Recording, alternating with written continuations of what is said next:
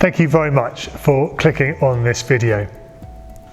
I think one of the great reasons to give thanks to God at the moment is when I think about the fact that already £1 million has been raised from individual donations for the CentreForward project. That is staggering. But at the same time, of course, we're faced with a new challenge. We need to raise another £800,000, and that seems really very daunting. But I know that through God's help and by His grace, we can, in His strength, do this. And we can find encouragement in this from His Word. When I was trying to think of what verse to use here, I remember how here at St Patrick's and at other churches, when the offertory was brought up, the minister would say these words, "All things come from you, O Lord, and of your own do we give you." Those words are from the Bible. They're from 1 Chronicles chapter 29. It's when David has collected all the money in for the building of the temple by his son Solomon. And he's overwhelmed by how God's people have responded with joy. And he comes up with one of the great prayers of the Bible. And this is what it says in the middle, in verse 14. "But who am I, and who are my people, that we should be able to give as generously as this? Everything comes from you, O Lord, and we have given you only what comes from your hand." There are in this verse, I think, 3 encouragements in giving. The first is to give thankfully. There's that whole of the prayer is about how God has been generous to the people. Here, David reminds the Lord that everything they have is from Him. It's a reminder that the Lord has been so gracious, and He's been so gracious to us today with our houses, with our clothing, with our food. But most of all, obviously, by giving His very self to die for us on the cross.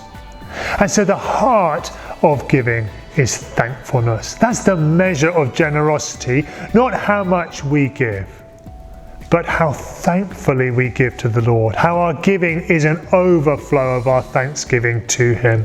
So if you don't have very much money, but you give what you have because of joy at what the Lord has given you, that is an incredibly generous gift, and it is to the praise and glory of the Lord. So we give thankfully, but we also give confidently. David was reflecting on the fact that the Lord had been faithful in providing for His people down through the generations. And I like to think that reminds us that we can look back on our lives and think that every day of our life has been a reminder of the Lord's faithfulness. And that reminds us that He'll be faithful in the future. And so we don't need to store up our money against a rainy day, even at a time such as this. But we can give generously and abundantly, knowing that the Lord is good. When that widow gave her 2 final coins, she didn't know how she would survive tomorrow, but she did know the living God. And that gave her confidence to give generously. And finally, we give humbly. I love this song, this prayer. David recognises that the people have been generous, but he recognises they've been generous with God's money. And that's true for us. I delight in the generosity that you, God's people, have shown. And I look forward to the generosity you will show. But we also recognise that we are being generous with what is the Lord's.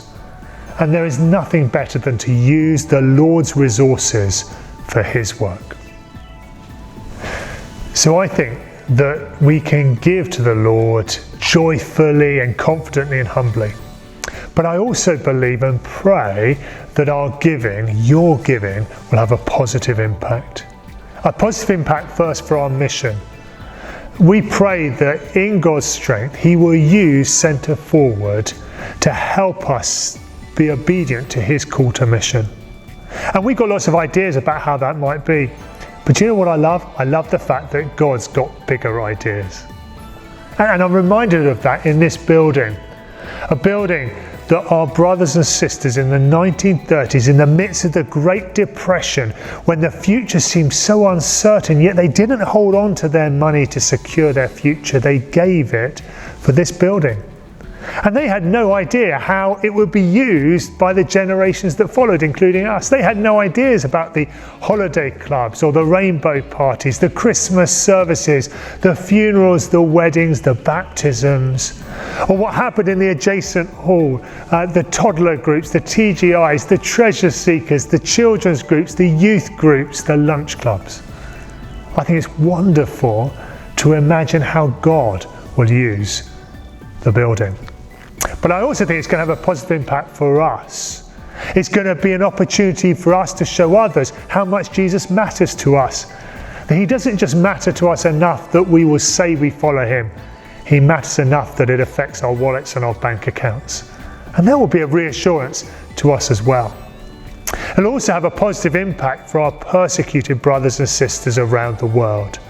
Through the donations given and the 5% then given to Open Doors, we're going to be raising thousands, tens of thousands, even hundreds of thousands of pounds to support our brothers and sisters whose needs are so much greater than ours. I know that the Lord delights in that, and I know it would be a mistake if we hadn't done it. And finally, it's going to have a positive impact for eternity. I love the thought that one day I will be in glory and I will meet some people, maybe many people, and they will say, you know that building you built? Well, there it was that I first heard about Jesus. And I then gave my life to him. And that is why I'm here. Thank you. Your money was worth it. So if you would like to give to CentreForward in any way, please do go and get one of the packs which will tell you how you can do that, or look on the website for more details about how you can give to CentreForward.